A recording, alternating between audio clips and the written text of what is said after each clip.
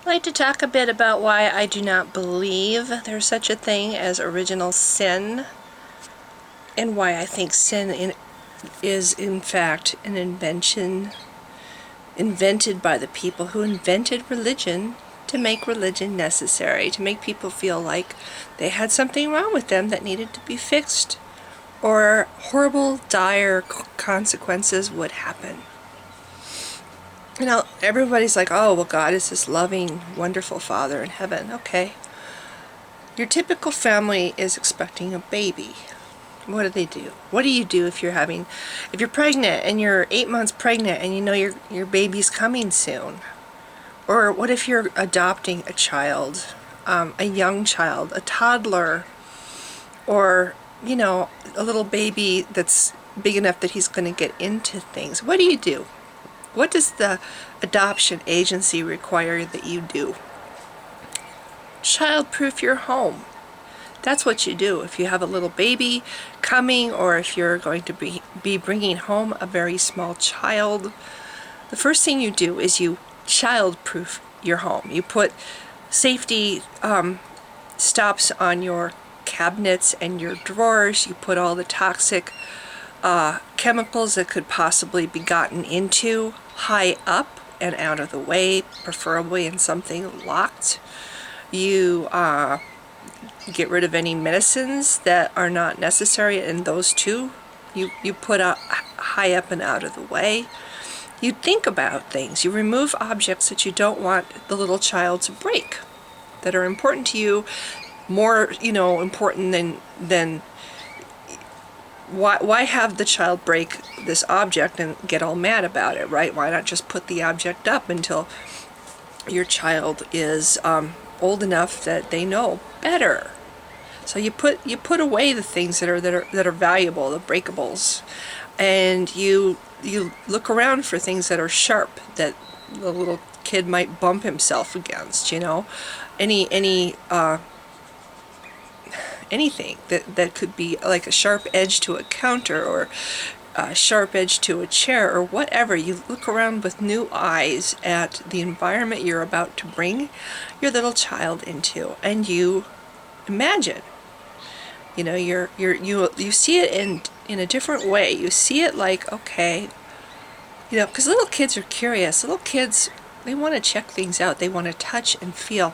And if you tell a little kid specifically, don't touch that, it increases the intrigue for that little kid. And the moment you turn your back, you know that little kid's going to try. He's going to make a try for it.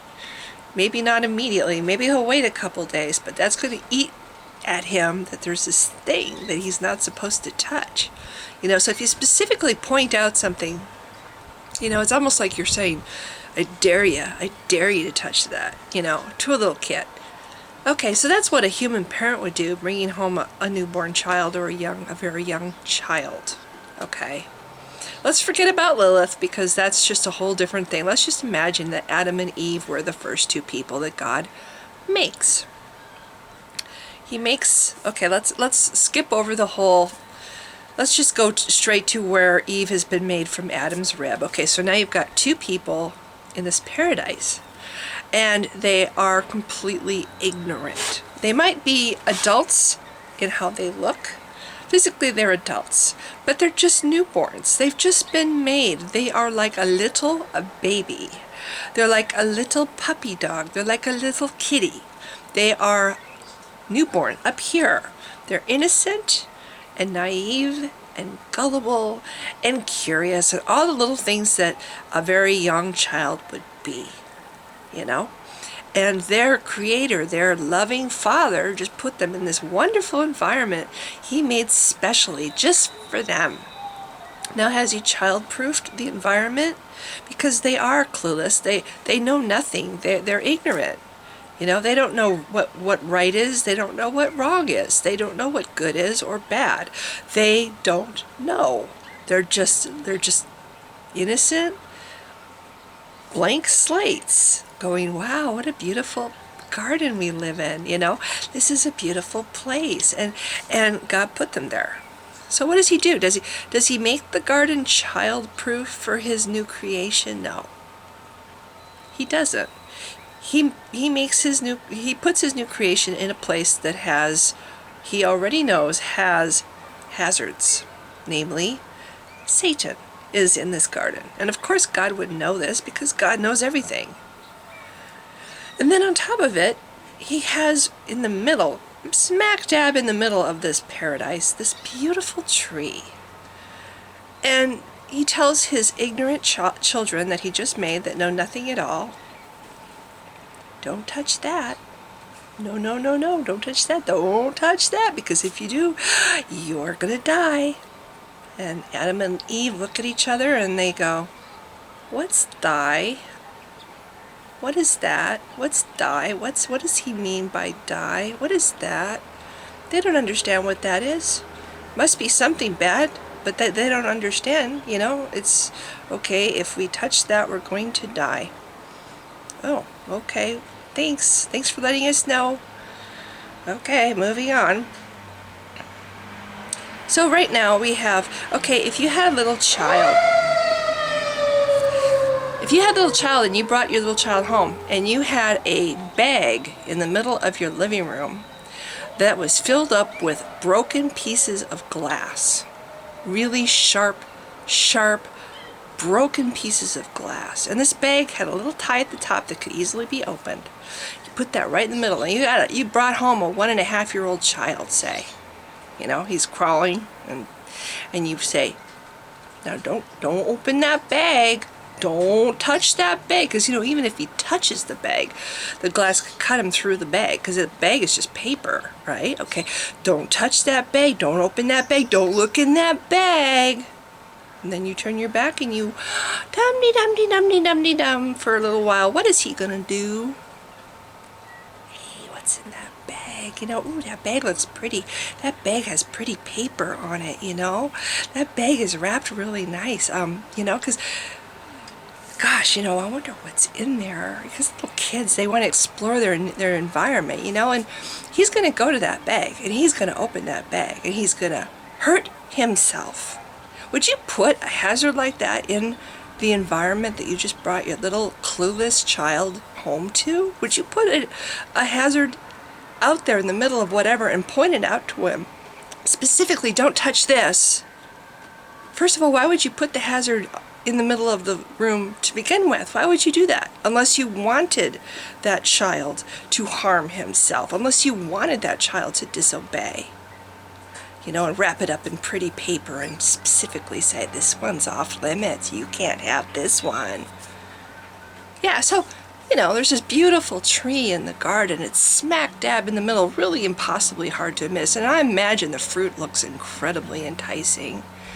And God's just told Adam and Eve that if they do anything bad, if they touch that fruit, they're going to die. Except Adam and Eve don't know what die means. They don't know anything. They're completely clueless. They're newborn creations. And he's put them in his beautiful garden with this hazard right smack in the middle and the threat of punishment, but the punishment is something they've never heard of before and they have no understanding about. So along comes Satan in the guise of a serpent. Now, Eve doesn't know that serpents are bad. She doesn't have any fear of serpents. She doesn't know what a serpent is. A serpent is just another moving animal in the garden, and the garden is great. The garden is wonderful. The garden was made by God, and God is her Father in heaven. And so she doesn't think twice. She doesn't, oh, it's a snake and snakes are evil, because she doesn't have that concept yet. It's just another living thing in the garden. And interestingly enough, this one can talk, and he tells her, oh, he won't, you know, he tricks Eve into eating of the apple, okay? So she does. Now God, of course, knows she's going to, because he knows ahead of time everything that's going to happen before it happens. So he already knows the consequences of what will happen when he puts the beautiful tree in the middle of the garden and tells the clueless, dumb humans not to go over there and touch that fruit or you're going to die. He already knows everything that's going to happen. Well, it does happen. And then what does he do? He comes in and he acts like, first of all, he acts like he doesn't know that it just happened, which is dishonest and deceptive. It's a lie. He himself has just tricked human beings into the original sin. He set it up. He set it up. You put the bag in a pretty little paper bag with a ribbon in the middle of your living room filled with broken glass. You're setting it up. You want your child to go hurt himself. That's just what God did. Puts his tree, sets it up, knows that the serpent is there, knows that Satan is there. Does it anyway. Why? Because he knows that that's what's going to happen, because that's part of what he wants to happen. And so when it happens, he punishes man and woman. He punishes Adam and Eve. They suddenly know now what death is. They suddenly know what right and wrong is. Now that they've disobeyed God and they've had the fruit, they suddenly are aware of what they did wrong and what being naked is, and all these things they didn't know before. Now they know, and they know what death is too, but oops, it's too late now. Just like the little kid who just cut his hand and he's bleeding profusely all over the nice new carpet. Oops, now I know I'm not supposed to touch the bag, but it's a little too late now to, And then what does God do? He punishes them. He punishes them for not knowing any better and being curious. He gives them the curiosity, and he puts the temptation right there where they can see it, and he even points it out. Don't touch that. And then when they do, he punishes them, even though he set the whole thing up knowing ahead of time that this is what would happen. And he deliberately puts this whole plan into motion to get humans to sin. So what? They can have their immortality taken away, so they can be driven out of the garden, so they have to grovel in the dirt and live short mortal lives, and constantly seek mercy, constantly beg him for forgiveness, constantly grovel and worship and praise him, and basically, be... It's like he set this whole thing up so humankind would be forced to have to give him things and praise him and constantly worship him and stroke his ego. So, if this story is to be believed, I would say that God is not a loving parent, but a malicious one and a child abuser. And he's not fit to have children. Nobody who puts a bag in the middle of a living room filled with broken glass and where a little child can get to it, and then points out to that little child, don't touch that.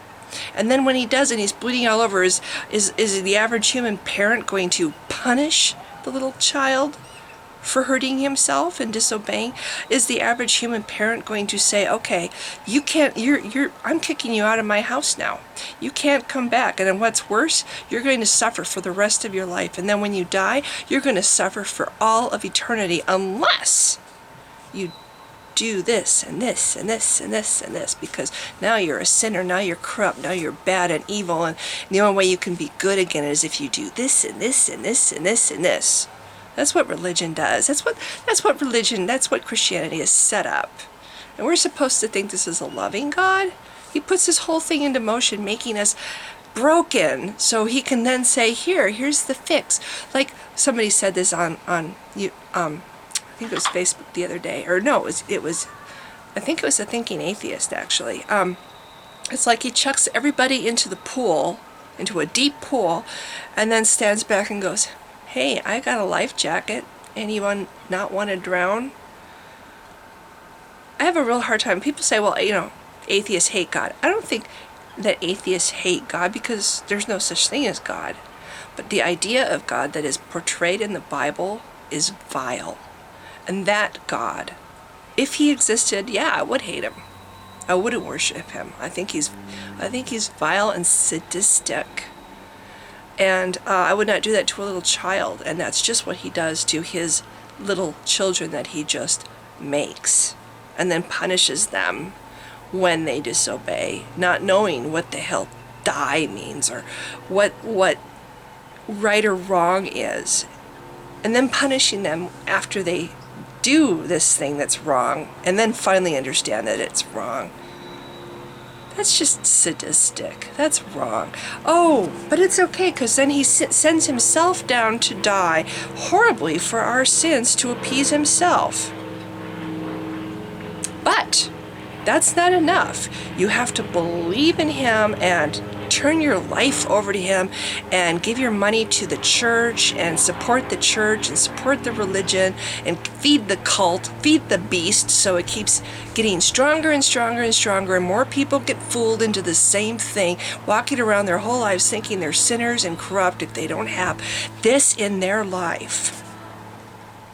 What are we? We're slaves to this religion for our whole lives if we are to believe the story that we are corrupt from birth and we need religion's answer to not be corrupt.